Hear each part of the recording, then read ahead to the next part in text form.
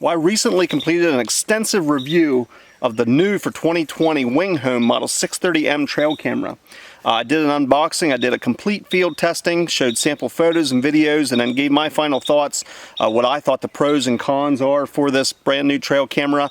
Spoiler alert, I really enjoy this trail camera. I think it gives superb quality photos and videos. Microphone on it's great, the list goes on and on. I'll put a card right up here that'll link you to that full review, and you can feel free to go check that out. In the comment section to that video, I had somebody politely ask, could you please do a tutorial on the menu settings of this trail camera, how to set it up, what each one of those means. It can be a little bit confusing, especially if you're new to trail cameras or you're not real familiar with setting up trail cameras. So I'm going to take you and this trail camera inside, and let's dive into the settings of the WingHome Model 630M trail camera. So here we go, as promised and as requested from a viewer, we're going to be taking a deep dive into this new WingHome Model 630M trail camera. As a quick reminder, down in the description there'll be a link to this exact trail camera if you're interested in it or want to see more information. Also, for a limited time only, you can use this discount code. It's Farmer 2020. That discount code will give you additional savings at checkout. Simply type in Farmer 2020 and that will give you additional savings. Again, that's for a limited time. Let's take a deeper dive into these settings. So the first thing we're going to want to do is to make sure we have an SD card inside the trail camera. This does take a full-size SD card, and I think it is limited to a 32 gig max size. So we will put a full-size SD card in. Also, batteries. Put in good batteries. I run lithium ion from Energizer, especially if you're going to be doing any type of night filming with the night IR on. Next, we have our 3-position switch here. It says off, setup, and on. So you're going to want to put that to the setup mode, which is right in the center. Wait till the trail camera powers up. Then you can use the navigation buttons here on the trail camera to go into your menu. If you'd want to play back a video or a picture that's already on the camera, you push the up button. When you do that, it would bring up any images or videos that are already on the trail camera. In this case, there is none on there. It's a brand new SD card. If you push the up button again, it takes you back to the home screen. Over here is your menu button, and it's labeled menu. If you simply click that, it's going to bring you into your main menu. Now that you're in the main menu, if you look up top, it's highlighted yellow. There's 3 different positions you can be in. If you use your navigation key, your right and your left, you can start clicking over on that top, these 3 up here. And you can see that each of those bring up different settings. I'm going to take a dive into every one of those, but we'll start here at the camera settings, and that is the very first position up here. When it's on that position, if you click the OK button, that will allow you to drop down, and you can see the yellow highlight moves down as I click down through.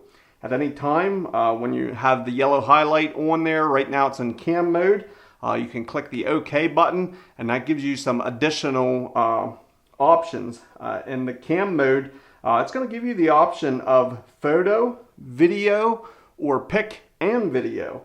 Again, the first option here is photos. If you want the camera to take photos only, if you click down, it's going to highlight the video, and that's on video mode only. And down here is picture and video. That's where your camera is going to take a picture first and then followed immediately with a video. Remember, there is a little bit of a lag time there, so it's not a split second after the picture the video starts. Sometimes it takes 1 to 2 seconds, so just keep that in mind.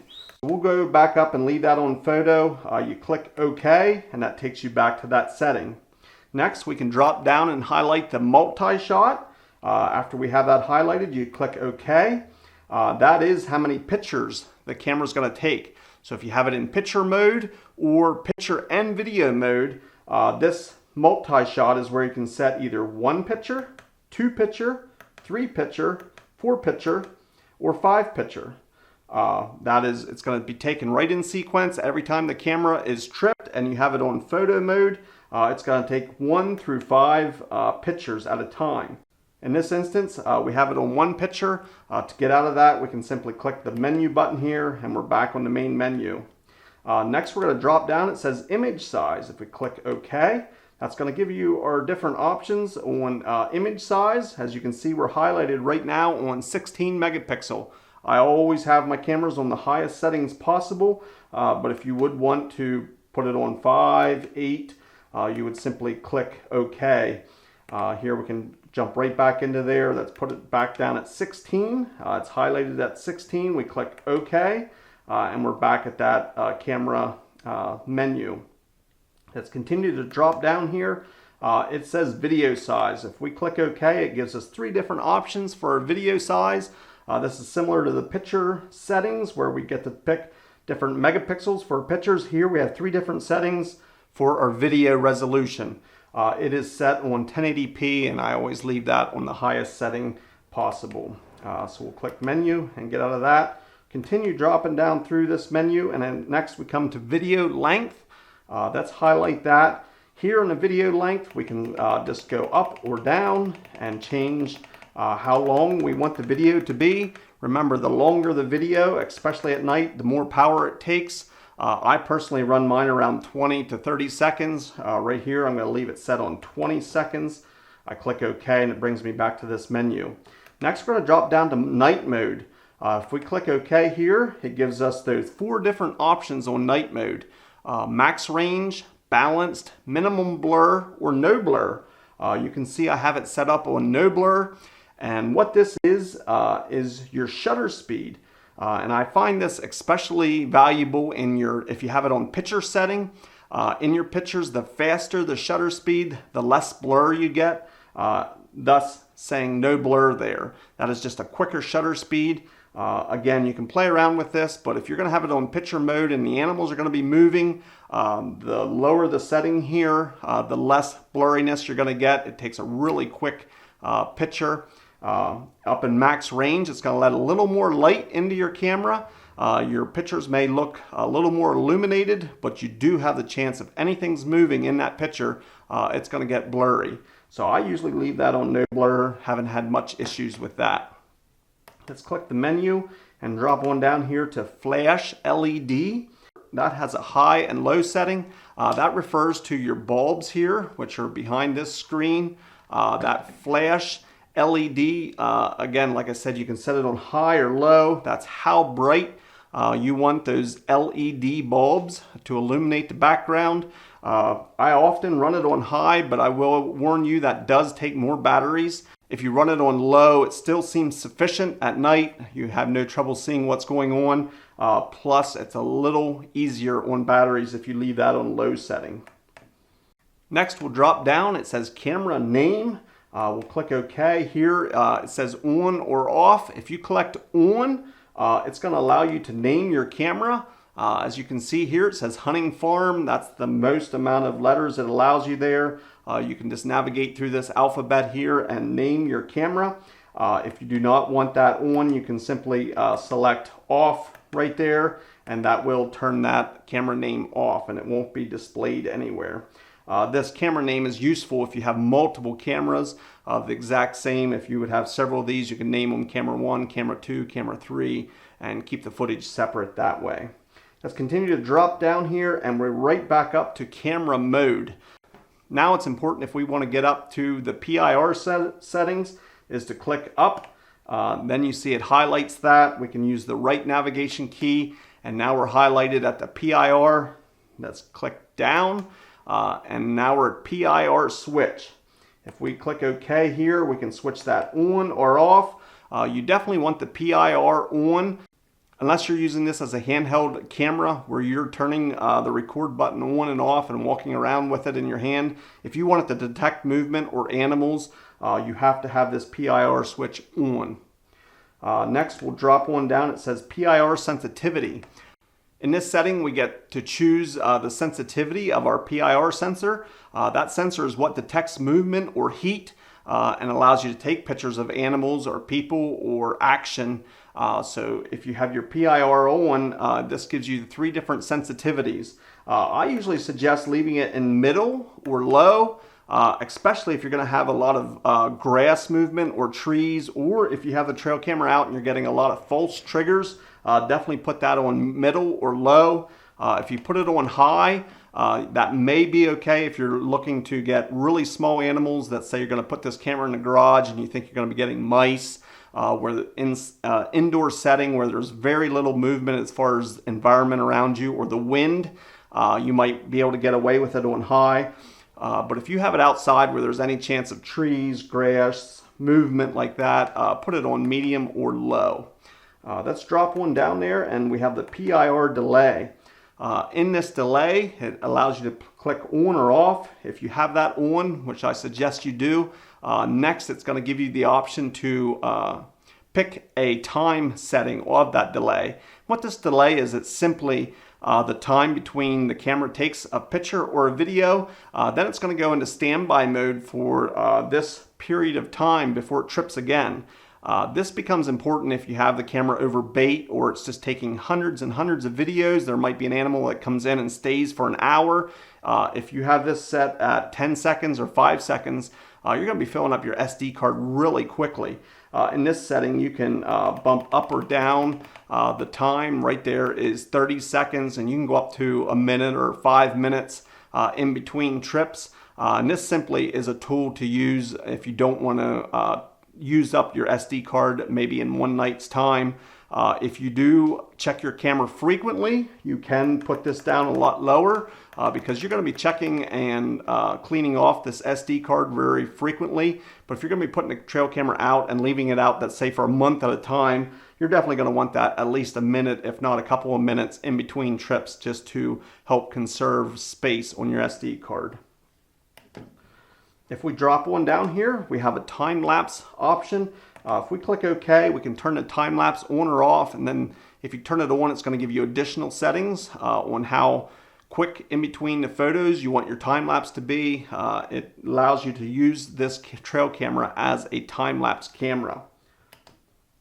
If we continue to drop down here, we have work time 1 and work time 2. And what this does, it allows you to have your camera only active during certain times of the day. If you click the work time 1 and jump up here to on, it's going to give you a time of day in 24-hour periods. This is your start time and this is your finish time. This would be important if you know you only want to have the camera taking pictures or videos in the evening. You might put from 8 o'clock till 10 o'clock at night. You want this to be active. Any other hours or times that aren't listed here, your PIR sensor will not detect any movement and your camera will just sit there in standby mode. I often suggest not using this, especially if you just want to put the trail camera out and see what you can capture. You're not sure what you're capturing. You want to leave this in the off mode, both of these in the off mode. That way your PIR sensor is working 24 hours a day. You don't want to limit it to just these times. But again, it's useful if you want this to monitor maybe just a work site and you only want it to monitor it while you're away from the work site. In a security situation, you would definitely want to utilize this. That way, while you're at the work site, it's not constantly taking pictures or video of you, but when you leave, let's say at 6 o'clock at night, and then again till 6 o'clock the next morning, you can simply put that in there and the camera will only be active while you're away from that site. That's where this is very useful. If we get back to our menu, we're right back at the start of the PIR settings.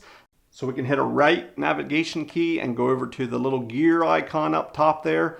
And this gives you our final set of parameters that we get to change on this trail camera. If we drop down here, this allows you to select your language, and that's pretty self-explanatory there. Let's continue to drop down. This is the stamp. This is where you can turn your time stamp and your date stamp that's posted on the bottom of your picture and video. You can turn that on or off if you just want a clear picture with nothing, no writing on the picture at the bottom of it. You don't care what day it was or what time it was. You can turn this stamp off. If you do want to monitor the time and date, you can click that on. If you drop one down, it's going to allow you to set up the date and time. So if you have this setting on, then you can click and set up the month, day, year, time, all that right here in this setting. Next, we'll drop down. It asks for your battery type. If you drop down in this menu, it gives you two different settings, alkaline or rechargeable batteries. Whichever you're using, you want to select the correct one there. Let's continue to drop down. Here's a password setting. If you click on the password setting, you can pick on or off. If you turn it on, it's going to give you the option of picking a specific password for this trail camera. That's going to help with security if in case your trail camera is stolen or somebody that you don't want access to your trail camera would come by it, open it up. They could not view the photos or use the camera without having that specific password. We're going to leave that off for now, and we're going to continue to drop down to SD cycle. Under SD cycle, it's going to allow you to turn that on or off, just toggling through by clicking the OK button. If you have your SD cycle on, what this allows you to do is to manage the data on your SD card. If your SD card would happen to get full, it's going to continue to take pictures or videos, but it's going to be deleting the oldest photo or video on your SD card in order to leave room for the newest. So your camera's going to continue to work, but it's going to be deleting your old files so that it can continue to put stuff on your SD card. That's just a personal preference, whether you want the camera just to stop working once the SD card is full and you can save everything you have captured so far, or you can turn this on and it's going to be recycling the oldest photos and videos in order for the camera to continue to work. If you drop down here, it says format SD card. This is an important step that a lot of people miss, but it gives you yes or no. If you click over here to yes, you click OK. It says start and then complete, and that formats your SD card to this camera. That can be important for formatting issues. If you use that SD card in several different cameras, the file types can get corrupted. It can cause a lot of trouble in your camera not to work correctly. So I recommend every time you put an SD card in this trail camera and you're turning it on, you're going to set it up to walk away from it in the woods, to simply drop down here to the format SD setting, click OK, click yes, and format that SD card. That way you know it's going to give you any trouble. If you continue down here, it says reset, and that's going to reset all your settings that we just went through back to the default settings. I do not recommend you do that unless you feel that you have all the settings messed up. You just want a fresh start. This is where you would go in and click reset to reset all the settings of this trail camera back to the default factory settings. The last few settings here is your software. It would allow you to give a software update if there is a firmware update available from the company. You would plug in your USB to your computer and you could update your software there. Next is the frequency. That again is just a setting on playback. If you would play back on a TV or a computer, you would have to utilize these settings. And the last thing is an about, and that just gives you your software version right there under the about menu. Well, there we go. That is my complete look at the different settings and the menu settings of the WingHome trail camera. If you have any additional questions or comments, please put them down in the comment section. I'll try and get back to each and every one of you. If you are in the market for a trail camera, I can highly recommend this trail camera. It has been doing a superb job for me. Down in the description, there's going to be a link to this trail camera. Also, remember, for limited time only, if you put in the discount code Farmer 2020 at checkout, you're going to receive some additional savings. As always, I appreciate you watching. We will see you in the next video.